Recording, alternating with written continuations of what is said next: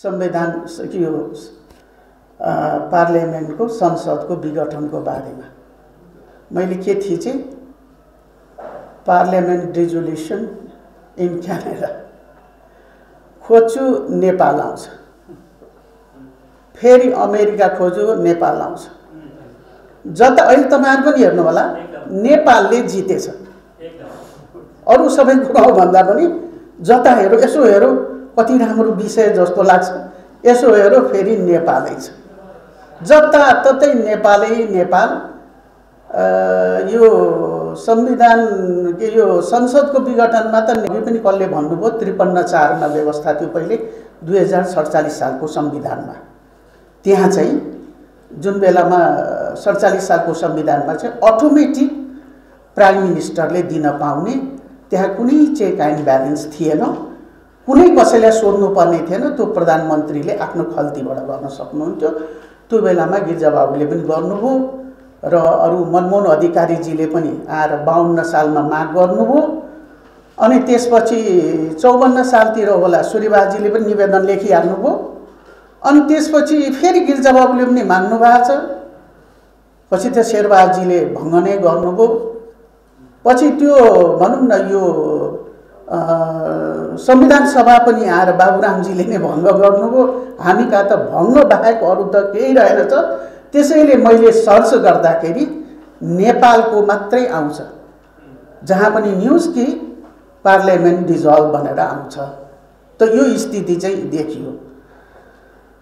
अब parliament dissolve गर्ने कुरामा कसरी के भयो यो मैले लामो कुरामा जानु पर्दैन। जस्तो अहिले रमेश लेखकजीले भयो अनि गगनजीहरूले त विस्तृत रूपमा बताइसक्नुभयो के छ भन्दाखेरि मैले अघि त्यो पनि भने, यहाँहरु समक्ष यो पनि राखेँ हो। संसारमा एउटा अमेरिकी संविधानमा चाहिँ पार्लियामेन्ट डिजल्भको सिस्टम छैन।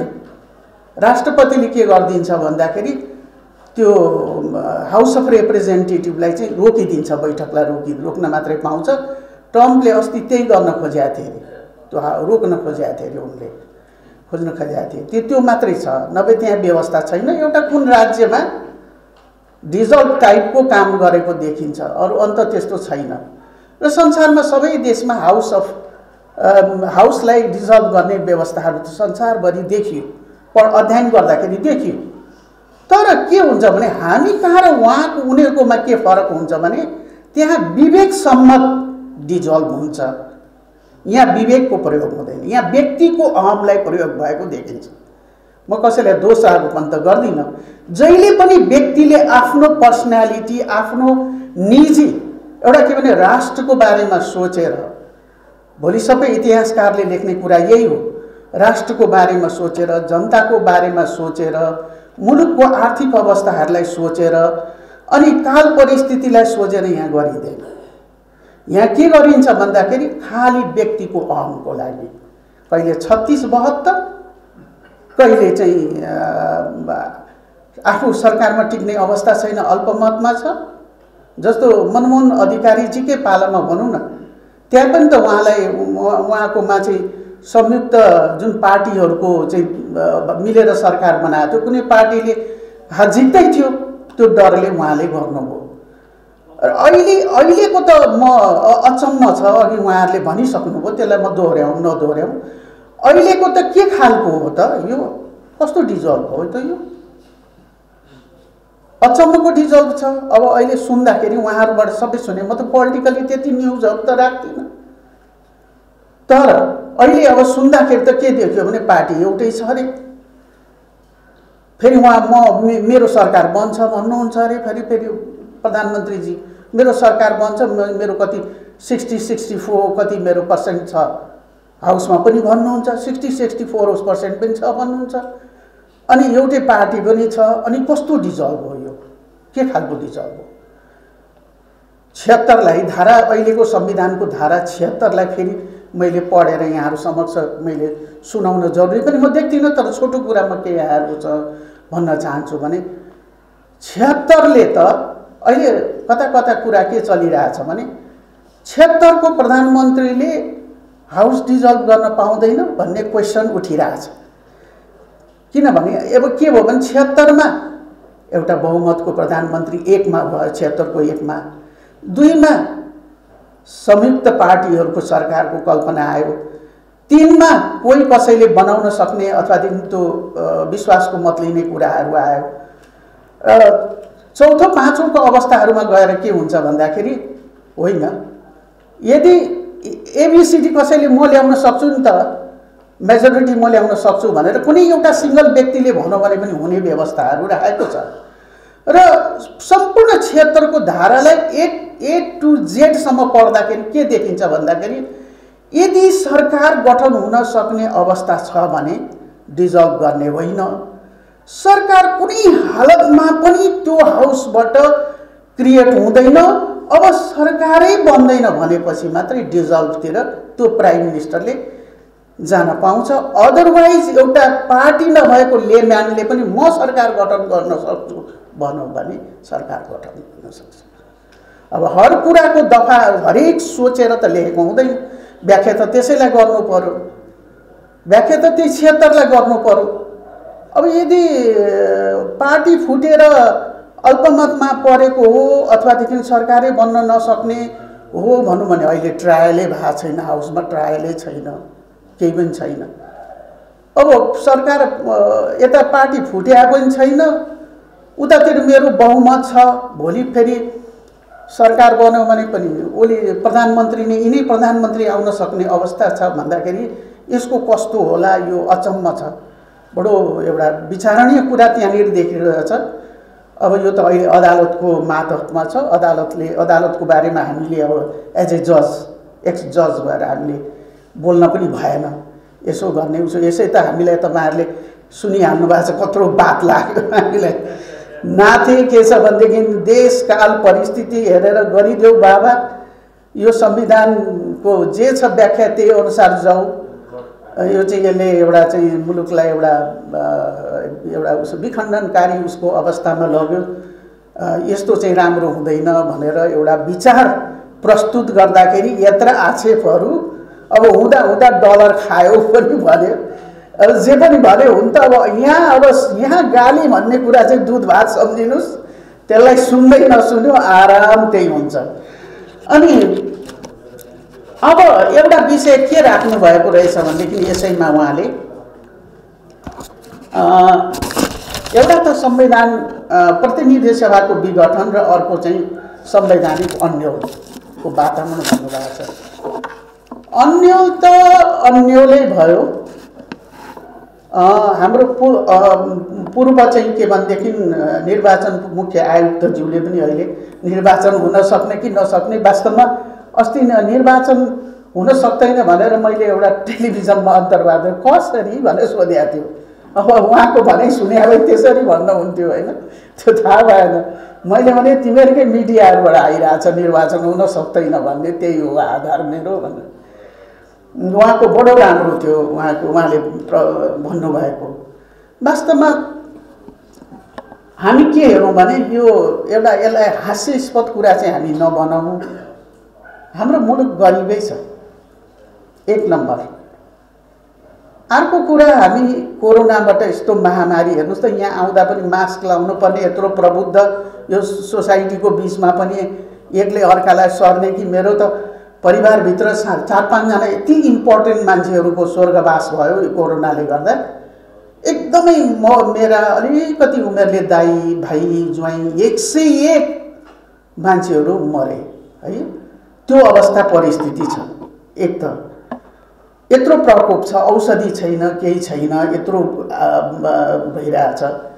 फेरि कस्तो भनेदेखि हर वक्त चुनाव, के चुनाव अब कमसे कम के थियो भने हामीले ठिकै छ, सबै पब्लिकले के भन्नु, ल यो एउटा चाहिँ पूर्ण बहुमतको सरकार नआएको हुनाले आइहालोस् न भनेर मत दिए, शान्ति आउला, सुदेशता आउला, विकास होला, डेभलपमेन्ट होला भन्ने आशले पब्लिकले भोट दियो भने।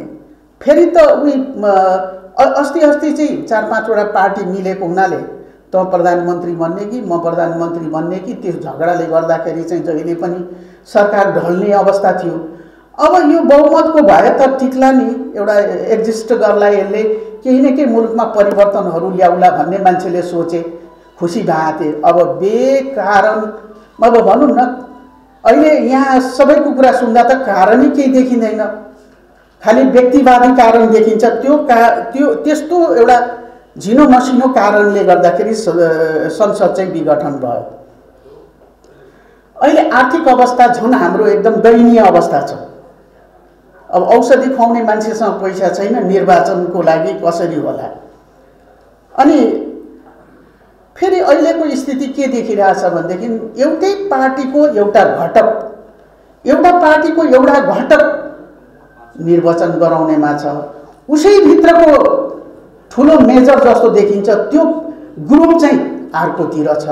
अरू पार्टीहरू जम्मै किन कर्तव्य विमूढ छन्। अब अदालत सबै ताकेर बसिरहेछन्।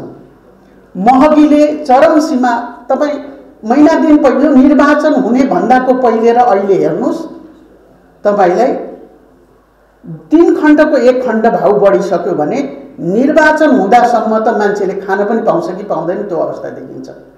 पसलेहरूलाई सोध्यो भने खोइ हजुर अब यो चुनाव भन्छन् के भन्छन्, भाउ बढेछ भन्छन्। अनि यस्तो अवस्थामा एउटा चाहिँ के छ भने, अनि नेचुरली के हो भने एउटा सङ्कट त देशमा आएको नै छ। र अर्को कुरा के हो भनेदेखि अब मान्छेको एक त ध्यान अदालततिर छ। यो बहस कतिसम्म जाने हो? बहस त जान्छ, यसरी नै लामो हुन्छ, 100-125 कति कानुन व्यवसायी हुनुहुन्छ अरे, दिनभरिमा 2टाले सक्दैनन् भनेपछि के होला? अनि सबैको ध्यान त्यहाँ छ, सबै काम ठप्प छ, सबतिरको काम, हरेक काम हेर्नुहोस् यो पछि, जहाँ पनि तपाईँ गएर भन्नुहोस् यो सकिएपछि अथवा एउटा यसको निकासपछि भन्ने हुन्छ। अनि सबै त के भयो भन्दाखेरि काठमाडौँमा अदालततिर सेन्ट्रलाइज भयो, मान्छेको नजर, कामहरू जम्मै रोकियो, विकासहरू काम हुने कुराहरू पनि सबै रोकियो। जो निर्वाचन गराउने भनेको एउटा पार्टीभित्रको एउटा ग्रुप छ, त्यो ग्रुप उठे जवाब दिँदै उनीहरूलाई समय छैन। अब यहाँ चाहिँ के छ भने एक आपसमा चाहिँ अन्ताक्षरी जस्तो अथवा हुन्छ नि, एक आपसमा जुवारी खेल्दै ठिक छ, अनि कामहरू जम्मै रोकिएको छ। अनि यहाँभन्दा ठुलो सङ्कट मुलुकमा के आउँछ? यस्तै बेलामा हो, यस्तो एउटा चाहिँ कमजोर सङ्कट भएको बेलामा बाहिरदेखि सबैतिरबाट चाहिँ हस्तक्षेप हुने, मुलुक कमजोर बनाउने र मुलुकलाई चाहिँ के छ भने सबैतिरबाट कमजोर बनाएर एउटा बसमा राख्ने योजनाहरू पनि बन्छ। त्यसले गर्दाखेरि मैले यहाँहरूलाई जानेसम्म म लामो टाइम लिन्न, सबको आफ्नो आफ्नो एउटा समय छ, सबैले 2 बजेसम्म भन्ने दिएको हुनाले म पनि लामो समय चाहिँ लिन्न। यही हो, हेर्नुहोस् हामी कहाँ संवैधानिक, यति सानो मुलुक, यति राम्रो मुलुक, संवैधानिक विकास, कन्स्टिट्युसनल डेभलपमेन्ट हुन्छ नि। मेरो सोचमा मलाई के लाग्छ भन्दाखेरि मैले कहीँ केही देखेकै छैन। एउटा ट्र्याकभित्र एउटा रेल, हाम्रो एउटा देशलाई रेल सम्झिनुहोस्, त्यो ट्र्याकमा, फलामको ट्र्याकमा सरर कुद्न पाए सबै कुरा यहाँ हुन सक्छ। गभर्मेन्टले म्यानेजमेन्ट गरिदिनु पर्ने हो, शान्ति, सुरक्षा, विकासहरू र बाटो देखाउनु पर्ने हो। पब्लिकले आफै गर्छ त्यो सबै कुरा। हरेक पब्लिकका घरमा गएर सरकारले भात पकाउनु पर्दैन। हरेक चाहिँ के छ भने सुत्केरी महिलालाई सरकारले सुत्केरी गराउने त होइन। हरेक बच्चाहरूको चाहिँ विकास चाहिँ आमाले गर्छ, त्यो सरकारले गर्ने हो। खालि एउटा ट्र्याक मात्रै हो। यति राम्रो व्यक्तिहरूबाट यो मुलुक चल्ने हो भनेदेखि चाहिँ साँच्चै भन्नुहुन्छ भने 10-15-20 वर्षभित्रमा स्विजरल्यान्ड बन्न सक्ने अवस्थाको देश हो। अब यहाँ भेस्टेड इन्ट्रेस्टबाट उसलाई लताडेको छ। कस्तो ऐकलले भनौँ, म पनि थप्छु यसमा, मेरो पनि आइडिया हो यो।